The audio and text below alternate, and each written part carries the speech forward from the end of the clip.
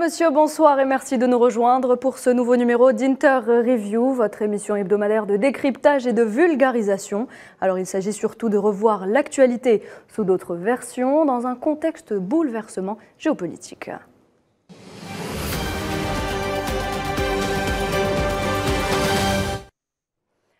Zoom aujourd'hui sur le Sahel, cette région qui regroupe le sud de l'Algérie, la Mauritanie, le Mali, le Niger, le Burkina Faso et le Tchad, une région qui s'étend sur plus de 3 millions de kilomètres carrés, qui est autant une terre d'opportunités que de défis. La région vit une véritable déstabilisation à cause du terrorisme depuis au moins une décennie, mais également, en dépit de cela, elle fait l'objet de sérieuses convoitises. Alors pourquoi ? C'est ce que nous allons tenter de comprendre pendant ces prochaines minutes avec mes invités. Gamal Abina, journaliste, expert des questions internationales. Bonsoir. Bonsoir, merci pour l'invitation. Merci à vous d'être avec nous ce soir. Sidi Kaba, essayiste spécialiste du Sahel, vous êtes également avec nous. Oui, c'est un plaisir de participer à cette émission. Alors je rappelle seulement que vous êtes l'auteur de l'ouvrage Mali, Sahel, notre Afghanistan, à nous, paru chez Impact Édition. Bonsoir donc. Et puis sur le plateau, j'ai le plaisir d'accueillir mon collègue Sofiane Baroudi, journaliste à Al24 News et spécialiste des questions internationales. Bonsoir Sofiane. Bonsoir Mahat. Alors messieurs, sans plus tarder, je vais commencer avec vous Gamal Abina. On pourrait se tromper si l'on disait que le Sahel intéresse les Occidentaux ? Non, on ne peut pas se tromper pour deux raisons. D'abord, c'est un territoire, comme vous l'avez souligné, de plus de 3 millions de kilomètres carrés. Et surtout, c'est un territoire qui est charnière en Afrique. Parce que le Sahel regorge de richesses minières, pétrolières, gazières, non exploitées. Il faut rappeler que ça a été sous-exploité pendant plus de 60 ans. Et qu'aujourd'hui, il intéresse pour deux raisons. La première, effectivement, c'est une question géopolitique, géostratégique. Et puis surtout, la seconde raison, c'est qu'il y a la concurrence avec l'Empire russe et l'Empire chinois qui sont en train de se mettre en manœuvre directe pour faire en sorte, effectivement, de se positionner sur l'ex-région détenue par la France, l'ancien empire colonial français. Très bien. Alors, Sidi Kaba, pourquoi, selon vous, est-ce que la région du Sahel intéresse-t-elle autant les Occidentaux ? Alors, il a été si bien rappelé qu'il y a un intérêt géostratégique puisque le Sahel est quand même dans une position très charnière. Cette partie du continent africain fait la liaison entre l'Afrique du Nord, puisque le Mali, par exemple, et le Niger sont frontaliers de l'Algérie. Le Niger est frontalier de la Libye, le Tchad est frontalier de la Libye aussi. Donc, il y a une position charnière entre l'Afrique du Nord, l'Afrique centrale aussi, le Tchad est un pays sahélien qui appartient à l'Afrique centrale, et le golfe de Guinée, puisque, comme vous savez, certains pays du Sahel font frontière avec des pays du golfe de Guinée. Il y a cette position géostratégique incontestable. Il y a aussi les richesses minières stratégiques. Quand on prend un pays comme le Niger, c'est un pays producteur de l'uranium. Vous savez quelle est la valeur stratégique de l'uranium, particulièrement pour la France, qui produit environ 80% de son énergie électrique avec du nucléaire, alors que la France n'est pas producteur d'uranium. Donc, il faut trouver cette énergie pour pouvoir produire de l'électricité. Et tout ça fait que le Sahel, sans compter maintenant l'or, le pétrole, toutes les richesses font que le Sahel n'est pas être à l'agenda des puissances internationales. Ça se comprend très aisément. Ok, très bien. Sofiane Baroudi, pourquoi est-ce que la région du Sahel intéresse-t-elle autant ? Cet intérêt de l'Occident pour l'Afrique, mais en particulier pour le Sahel, ne date pas d'hier. On va dire que c'est déjà un intérêt historique. Par exemple, l'intervention française au Mali en 2013 et avant par la destruction de la Jamaïria libyenne via une agression, tire ses racines, si vous voulez, dans un projet historique qui est un projet néocolonial qui s'appelle l'OCRS, l'Organisation commune des régions sahariennes, où à l'époque des décolonisations, le général de Gaulle avait pour objectif de maintenir une mainmise sur la région nord-africaine et sahélienne en général, parce que premièrement, comme l'a dit l'invité très bien, la France dépend énergétiquement du Niger et plus généralement du Sahel, et parce que deuxièmement, il y avait, si vous voulez, la découverte du pétrole à la fin des années 50, au début des années 60, et donc c'était vraiment un intérêt, si vous voulez, un intérêt stratégique central et majeur, et il y a aussi un intérêt qui est un intérêt militaire, de par le fait qu'il y a plusieurs bases françaises historiques qui sont disséminées dans la région. On va citer peut-être l'exemple du Tchad, et qu'il y avait aussi un intérêt par rapport à toute forme d'expérimentation, les expérimentations nucléaires et même les expérimentations spatiales qui ont eu lieu. Le programme spatial européen a eu pour, si vous voulez, pour berceau la région saharienne et sahélienne. Et du coup, ça explique déjà l'intérêt historique, mais aussi la prolongation de l'intérêt stratégique, parce qu'il y a aussi une proximité avec le continent européen qui est très, très importante, et qu'il y a aussi une nécessité, si vous voulez, de faire rempart aux puissances qui sont des puissances émergentes actuellement et qui agissent beaucoup dans la région, notamment la Chine, la Turquie, mais aussi la Russie actuellement. Voilà, donc en fait, les Européens, ils cherchent vraiment à se protéger en se basant donc au niveau du Sahel. C'est-à-dire qu'il y a vraiment une volonté de maintenir cette région sous verrou et sous contrôle complet, d'abord pour pouvoir exploiter les richesses naturelles, mais aussi le capital humain qui est très important, mais aussi de faire rempart en suivant ce qu'on appelle les stratégies d'endiguement, mais aussi d'empêcher un développement qui serait un développement, si vous voulez, équitable de la région, parce que le problème du sous-développement reste vraiment posé et on se pose des questions vu que la région est très riche et qu'il y a eu une succession de projets économiques qui ont failli. Peut-être certaines analyses disent que la raison est peut-être la perpétuation du système monétaire franc CFA qui a empêché justement ce développement-là. On pourra peut-être en parler, mais il y a vraiment, si vous voulez, un intérêt primordial des puissances occidentales au Sahel, et c'est aussi passé par une projection militaire qui a duré pendant des années. Maintenant, on vit une période de reflux ou alors de retrait. Certains observateurs parlent plutôt de redéploiement parce que la région est vraiment une région capitale pour les intérêts occidentaux. Alors, Sédik Abba, vous êtes spécialiste de la bande sahélo-sahélienne. Du point de vue occidental, la présence des troupes étrangères, notamment françaises, ces 10 dernières années dans cette région est justifiée donc par la lutte antiterroriste. Est-ce la seule raison de leur présence sur place? Vous évoquez d'ailleurs dans votre livre d'autres éléments justifiant cette présence. Oui, il y a une présence liée au terrorisme, comme on sait historiquement. En janvier 2013, la France avait été sollicitée par le Mali pour, comment dire, aider à chasser les groupes terroristes qui se sont installés au Nord Mali. Cette mission ayant été achevée, la France n'est pas partie parce qu'elle est restée. À partir de 2014, novembre 2014, on est passé de Serval à Barkhane et la France a maintenu une présence dans la région parce que cette présence militaire lui permet de protéger ses intérêts stratégiques. Vous savez que lorsque, pour être très factuel, il y a eu l'attaque d'In Amenas en Algérie en janvier 2013, la France avait envoyé un commando pour protéger les mines d'uranium du Niger, parce que les mines d'uranium du Niger étaient vraiment stratégiques pour la France. Et aujourd'hui encore, cette présence militaire contribue à assurer les intérêts français dans la région, pas simplement au Niger où il y a les intérêts dans les mines d'uranium, il y a aussi les intérêts dans la sous-région. À partir du Sahel, la France protège aussi ses intérêts dans les pays de la région. Vous savez que la France a une très grande présence économique et financière en Côte d'Ivoire, par exemple, qui est un des partenaires privés de la France. À partir de sa présence au Sahel, ça lui permet d'avoir justement l'œil sur tous ses intérêts stratégiques, ses intérêts économiques aussi. Et c'est ça qui explique un peu pourquoi, en dépit, parce qu'on peut faire l'hypothèse que puisque la France était présente au Mali, lorsque le Mali lui demande de partir, elle décide de suspendre toute sa présence au Sahel, mais elle a décidé de réfléchir, de réarticuler. Il y a aujourd'hui encore près de 1500 soldats français, rien qu'au Niger. Il y en a un certain nombre au Tchad avec des moyens importants parce qu'il y a des enjeux stratégiques, parce qu'il y a aussi des intérêts très précis de la France qu'il faut protéger. Alors justement, je me tourne vers vous, Gamal Abina. Les populations des pays du Sahel se sont soulevées justement face à cette présence militaire étrangère. Elles ont dénoncé l'échec des opérations antiterroristes, mais également le pillage de certaines richesses. Tout à fait. Il faut savoir une chose, c'est que le ministère des Affaires étrangères français a publié des chiffres très intéressants et édifiants. Il parle d'une exportation du Mali, pour prendre l'exemple du Mali, de 45,9 milliards de tonnes d'or par an. Ils sont en troisième position derrière l'Afrique du Sud et derrière le Ghana. C'est vous dire un peu l'importance sur un plan exportation minière. Ils ont 2 milliards de tonnes de réserves minières de toutes catégories confondues, d'uranium en passant par fer, manganèse et autres. Ils ont surtout un sous-sol très peu exploité et qui reste, du point de vue de la France, un sous-sol qui devrait être exploité par les compagnies françaises. Alors évidemment, vous vous rappelez de ces fameux convois militaires qui ont traversé d'un pays à l'autre comme s'ils étaient dans le métro, comme je le dis tout le temps, à savoir qu'ils partent d'un pays, Mali, Burkina, Niger, sans demander quoi que ce soit aux autorités locales.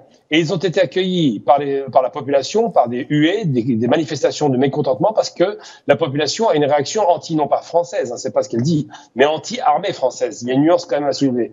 Et donc, par rapport à ça, évidemment, les intérêts sont évidents dans ces pays-là, parce que, effectivement, j'ai expliqué tout à l'heure, il y a une articulation entre l'Afrique du Nord, donc les pays du Maghreb, l'Afrique de l'Ouest, c'est 5 pays du G5 Sahel, comme on les appelle, et l'Afrique centrale, tout ce qui est Congo, les Congos pétrolifères pour le coup, toutes ces régions sont essentielles pour la France en termes d'approvisionnement énergétique, que ce soit en pétrole, gaz et évidemment en uranium.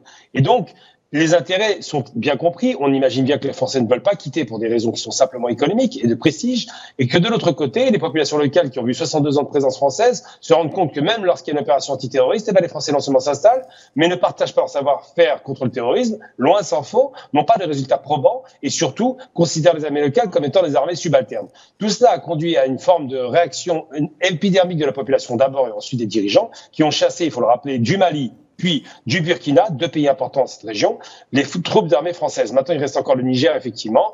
D'autres pays pourraient emboîter le pas à ces pays-là, mais les Français s'inquiètent de cela parce qu'ils se rendent bien compte que leurs intérêts stratégiques, économiques, géopolitiques et évidemment militaires sont en danger dans ces pays qui commencent à voir du côté de l'Est plutôt que du côté de l'Ouest. Très bien.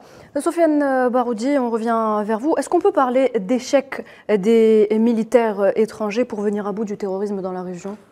Moi, je pense que le constat d'échec, il est vraiment évident. C'est-à-dire que l'objectif de départ, qui était la lutte contre le terrorisme dans la région, n'a pas été atteint de l'aveu des propres acteurs. Après, il y a aussi une forme de, si vous voulez, de dislocation du G5 Sahel, et il y a un repli de la force Barkhane et aussi un retrait de Takuba, qui est la force européenne. Après, il y a aussi beaucoup de raisons qui ont opéré à cet échec-là, qui est dénoncé par les populations, et on met même en doute, si vous voulez, les vrais objectifs de l'opération, vu qu'il y a, notamment dans la zone des 3 frontières, au moment le plus fort de l'intervention, il y a eu des recrudescences notables des actes terroristes qui maintenant se perpétuent jusqu'en golfe de Guinée. Donc, il y a plusieurs raisons qui ont affaibli le dispositif et qui ont entraîné l'échec, en plus des soulèvements justifiés des populations pour contester la présence étrangère. Je pense notamment par exemple à la chute du gouvernement de Blaise Compaoré au Burkina Faso, qui était un allié très très fort de Paris, mais aussi d'autres acteurs, parce qu'il n'y a pas juste Paris, il y avait aussi des acteurs africains qui soutenaient un dispositif néocolonial. Je pense notamment à la monarchie marocaine qui a joué un rôle important en soutien à Paris. Il y a aussi l'assassinat d'Idriss Déby, l'ancien maréchal du Tchad, qui était aussi, si vous voulez, un soutien très important de taille, vu que l'armée tchadienne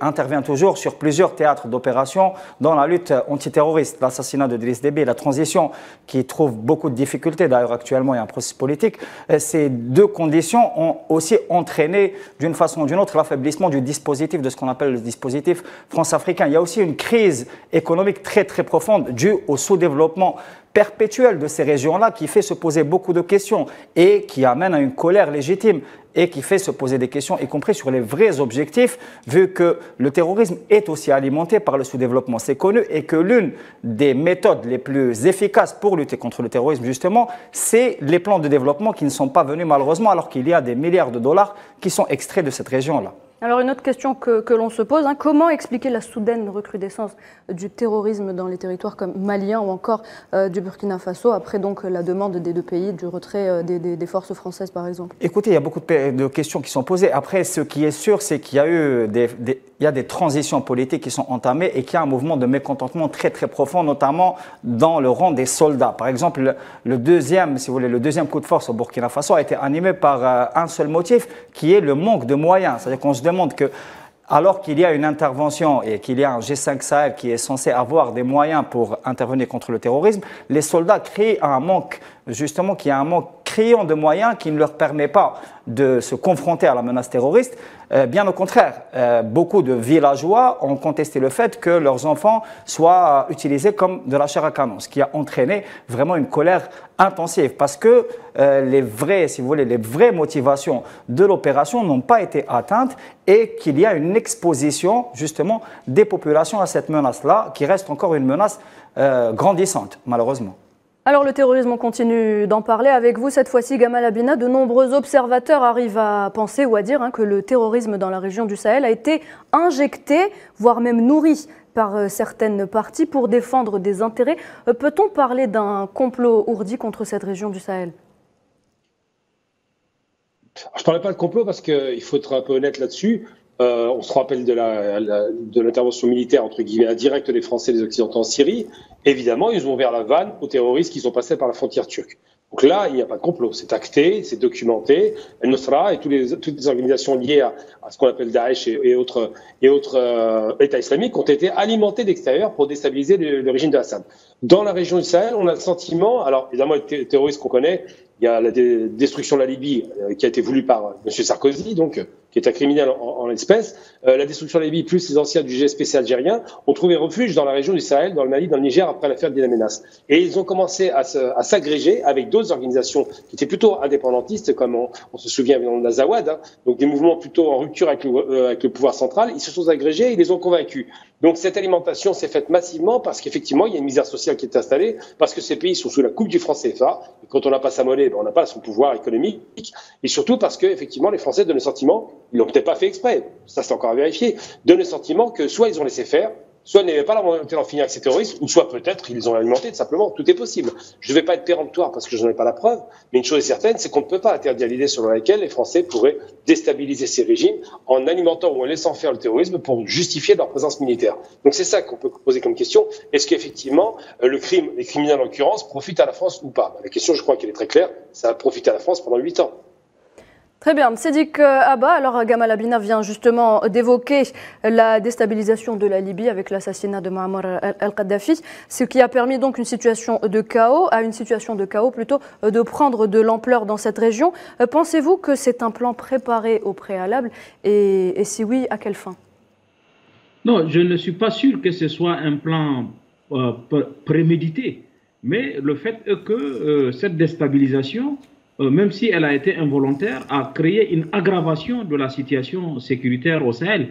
Il y avait déjà une situation sécuritaire un peu préoccupante, mais la déstabilisation de la Libye a été un facteur complètement aggravant et accélérant de la crise au Sahel, puisque, comme on sait, la Libye de feu Muammar Kadhafi était une Libye qui avait beaucoup d'argent, qui a profité de la manne pétrolière pour s'enrichir, pour acheter beaucoup d'armes dont elle n'avait même pas besoin. À partir du moment où la Libye a été déstabilisée par l'intervention de l'OTAN initiée par Nicolas Sarkozy et Tony Blair à l'époque, ça a créé une sorte de supermarché à ciel ouvert où les gens venaient se servir et toutes les armes libyennes se sont déversées sur le Sahel, ont profité à des groupes criminels.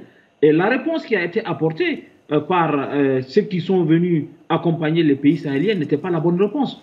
On ne répond pas à la crise sahélienne uniquement par les armes. La France a pu déployer jusqu'à 5100 soldats au Sahel, mais ça n'a pas suffi à contenir l'extension territoriale de la menace, puisque aujourd'hui, la menace est arrivée au pays du Golfe de Guinée. Le Bénin a été attaqué 3 fois, le Togo a été attaqué plusieurs fois, la Côte d'Ivoire a déjà été attaquée.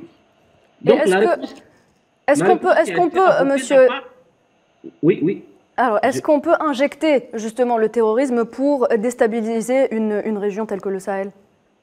Non, en l'occurrence, la façon dont on s'y est pris n'a pas été utile aux pays sahéliens. Et l'accompagnement qu'on a apporté n'était pas celui qui est adapté. Aujourd'hui encore, il ne s'agit pas simplement d'apporter une réponse militaire. Comme l'a dit un de nos co-débatteurs sur ce plateau, il était important d'apporter aussi une réponse en question de développement, en question de la présence de l'État, en question de gouvernance. Cette réponse n'a pas été apportée par la France. La France a privilégié une réponse qui était totalement inadaptée, en pensant qu'il faut davantage de militaires, en pensant qu'il faut davantage d'influence dans la région pour pouvoir trouver. Donc la solution n'ayant pas été appropriée, on se retrouve aujourd'hui dans la situation où les populations rejettent complètement la présence française parce qu'ils ne voient pas de valeur ajoutée. Ils se disent comment une armée aussi puissante, avec tous les moyens qu'elle a au Sahel, avec des drones, avec des moyens de renseignement, avec ces hélicoptères, n'arrive pas à contenir la menace. Et c'est ça qui a nourri aujourd'hui le ressentiment, le rejet de la présence militaire française dans le Sahel. Très bien, merci pour cet éclairage. Je me tourne vers vous encore une fois, Sofiane Baroudi, on va clore le débat avec vous. Comment expliquer le refus de certains pays occidentaux de fournir un soutien militaire nécessaire à la lutte contre ce terrorisme mené par les États les plus touchés, en l'occurrence le Mali ou encore le Burkina Faso, quand ces mêmes puissances occidentales n'hésitent pas à envoyer des armes à l'Ukraine? Moi, je pense qu'il y a une différence entre les objectifs des États propres, c'est-à-dire le Mali et le Burkina Faso, et les objectifs des États occidentaux qui étaient engagés dans la région. Et c'est cette disparité-là qui a empêché vraiment la création d'une coordination nécessaire à la lutte antiterroriste. D'ailleurs, on le voit qu'il y a vraiment une recrudescence d'un sentiment patriotique très très fort, notamment au Mali, au Burkina Faso et en Guinée, où, si vous voulez, l'émergence ou la réémergence de l'idée que la seule réponse possible pour se confronter face à la menace terroriste serait une réponse qui serait panafricaniste et qui serait sous l'égide de l'Union africaine avec des moyens propres au continent africain qui passeraient aussi par le développement. D'ailleurs, l'Algérie a offert, si vous voulez, une réponse à cela. La dernière intervention du Premier ministre algérien au nom du président de la République au sein du Conseil exécutif de l'Union africaine a permis d'injecter $1 milliard par l'Agence de coopération et de solidarité pour justement pouvoir essayer, si vous voulez, d'impulser, si vous voulez, un plan de développement économique qui permettrait d'assécher justement le phénomène terroriste de par un développement dans la région. Et ça parle surtout de développement des infrastructures, de l'électrification et aussi d'éléments de base, mais qui pourraient être très très efficients pour limiter, freiner le phénomène terroriste. Alors Gamal Abina, un dernier mot en 30 secondes, très rapidement, avant de clore cette émission. Oui, très rapidement, il ne faut pas oublier une chose. Quand on attaque un pays stable, comme la Libye par exemple, comme l'Irak ou comme la Syrie, et que derrière ça génère des Daesh, des États islamiques, des organisations mafieuses et terroristes qui font en plus du racket, il ne faut pas s'attendre à des miracles. C'est pareil pour la région du Sahel. Ils ont détruit la Libye. Immédiatement, les métastases se sont développées sous la misère sociale qui existe et sous des revendications territoriales et des revendications ethniques. Donc c'est vrai qu'on ne doit pas écarter la possibilité que les actions de coups de force violents de l'Occident ont conduit à la destruction ou la déstabilisation de ces États et qu'effectivement, ça arrange bien l'Occident de voir que ces États qui continuent à exporter du gaz et du pétrole restent des pays fragilisés par le terrorisme. Seydi Kaba, un dernier mot? Oui, je pense que pour le Sahel, si on veut quand même régler la question du Sahel, il faut une réponse holistique. La réponse sécuritaire et militaire qui est promue aujourd'hui ne va pas donner de résultats si on n'associe pas la question du développement, la question de la gouvernance. Et il faut privilégier une solution africaine avec des acteurs africains. Parce que les autres, on ne sait pas quel est leur agenda. Ce serait une erreur de partir chercher ailleurs qu'en Afrique la solution à un problème africain et il faut que cette solution soit régionale parce que le problème est devenu régional. Et c'est une très belle conclusion donc à cette émission. Merci Sédik Abba. Je rappelle que vous êtes essayiste spécialiste du Sahel. Merci d'avoir été avec nous ce soir. C'est un plaisir. Gamal Abina, merci à vous également. Vous êtes journaliste expert des questions internationales. Merci de toujours répondre présent. Merci, c'est toujours un plaisir. Et Sofiane Baroudi, mon collègue d'Al24 News, merci beaucoup pour cet éclairage. Merci beaucoup. Madame, monsieur, merci à vous d'avoir été avec nous. Merci de nous avoir prêté attention. Je vous donne rendez-vous mercredi prochain pour un nouveau décryptage. Très bonne soirée.